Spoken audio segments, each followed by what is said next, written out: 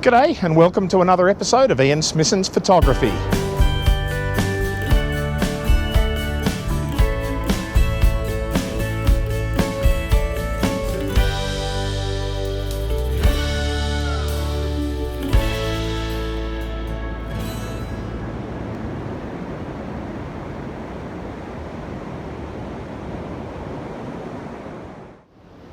This evening I'm down here at Point Lonsdale Lighthouse to shoot Creativity Challenge number 15, which is square.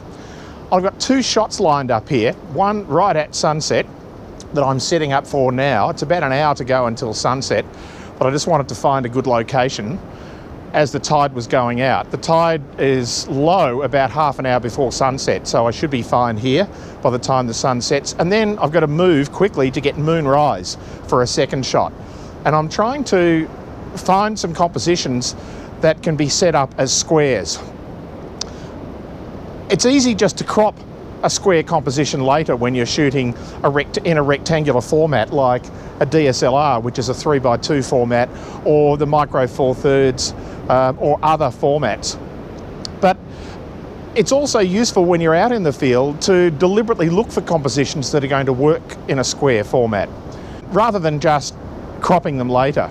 Because sometimes if you're looking for particularly leading lines and diagonals and so on, if you set things like diagonal lines or leading lines from the corner of the frame and then crop it later, you're not going to get them set the way you really want them. So it's a useful thing to do to come out and look for a square composition before you get to cropping.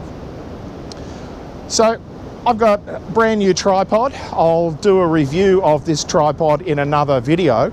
And I've got a new, but not brand new, I've used it a couple of times now, head as well.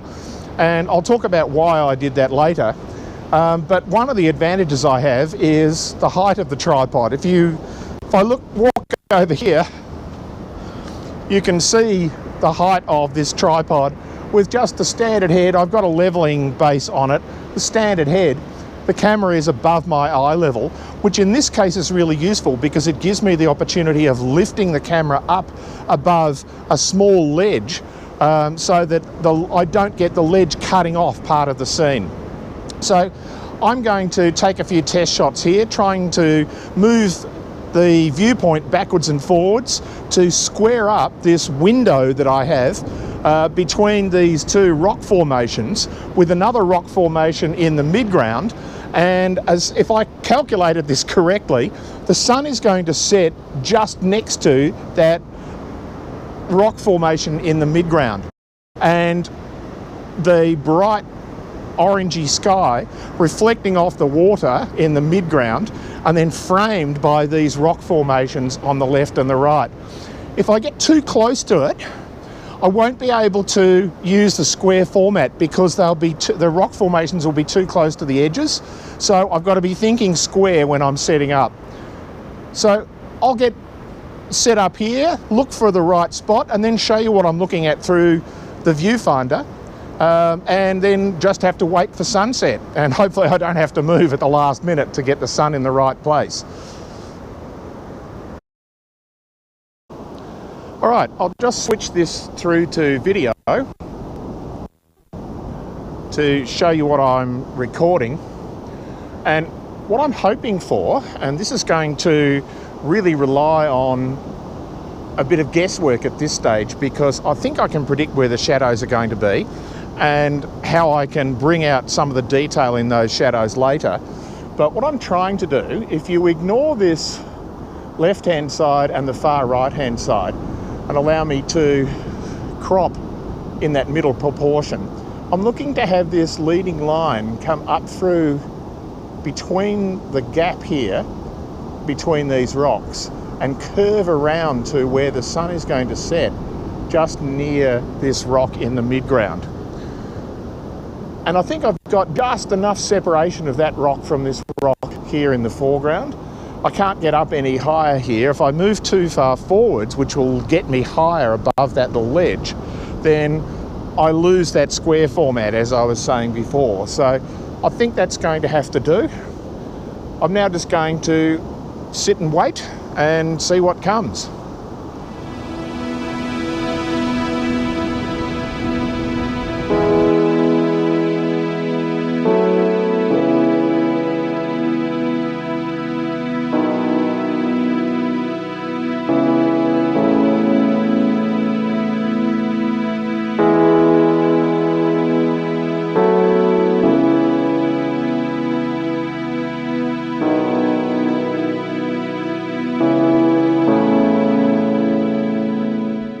So I've miscalculated where the sun's going to set by a couple of degrees.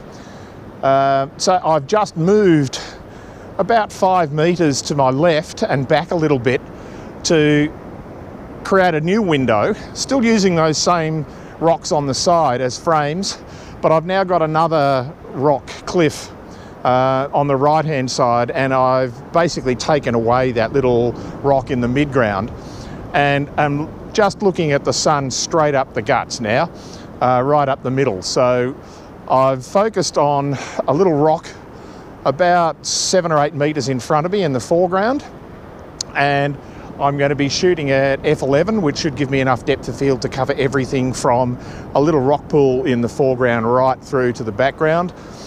And now I'm just going to fire off a few shots, still bracketed between -5 stops and +3 stops, because there's still that huge difference in exposure, and I want to retain some colour in the sky, but also give me the opportunity of bringing back some detail in these rocks in the foreground on the left and the right hand side.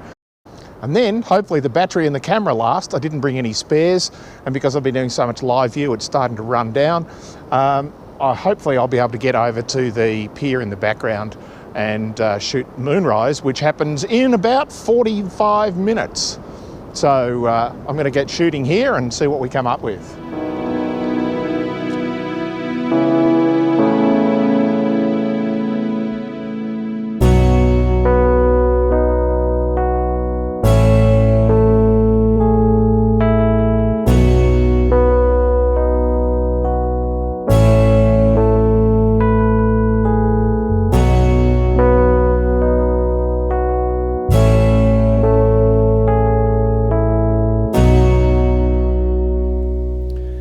Well, I did manage to get a couple of moonrise shots before the camera battery went flat, but it was just too dark to shoot video in the field.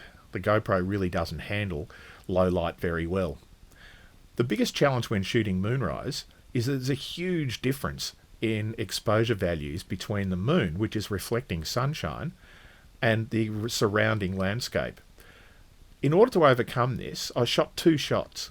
The first one was at 30 seconds to get the exposure right for the landscape, and the second one was at 2 seconds, which allowed me to get the exposure right for the moon. And so I had to blend those together in Photoshop, and that blending requires a little bit of fiddling around, but in the end it works quite nicely, and I hope it doesn't look too obvious in the final shot. So I hope you enjoyed this video. If you did, please like, subscribe, tell your friends, click the bell, do all that stuff. And remember, pixels are free, so get out there and shoot more. Bye for now.